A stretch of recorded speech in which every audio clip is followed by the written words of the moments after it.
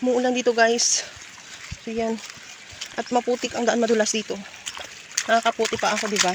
So check natin dito. May tanim kasi kami ditong, hala, buhay yung langka. Tingnan nyo, buhay. Sabi ko, nalungkot ako nakaraan nung pagbalik namin kasi sabi ko, nalanta ata siya. So ayun guys, ito yung tanim namin na langka.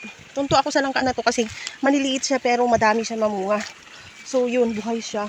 Last time kasi nung pag-check ko last week, parang nahimatay siya. Tuyo lahat ng dahon. So ayun guys, so far buhay naman siya. And then yung iba, siguro hindi kinaya, talagang namatay. Namatay sila katulad no. Isa. So dito tayo, tingin tayo. May tanim din ako ditong mangustin. Oh my god, dulas. Madulas nga kasi maulan. Kailangan ko silang bisitahin. So iyon guys, yung langka dito is, tingin ko buhay naman siya kasi nagsaringsing siya oh. Buhay siya.